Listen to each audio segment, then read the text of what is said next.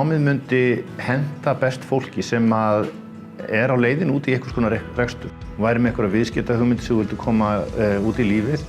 Þú væri mögulega að taka við nýju starfi sem einhvers konar stjórnandi eða takast á við ný verkefni innan fyrirtækisins sem að þú starfar hjá.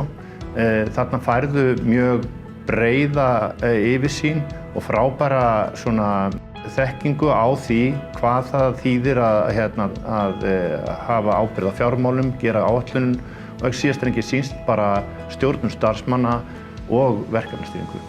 Þetta gefur manni rosalega mikið innsýn í rekstur og stýringu fjármála. Þetta er bara algjört snilldarnám og ekki bara það að þetta eru bara súperkennarar.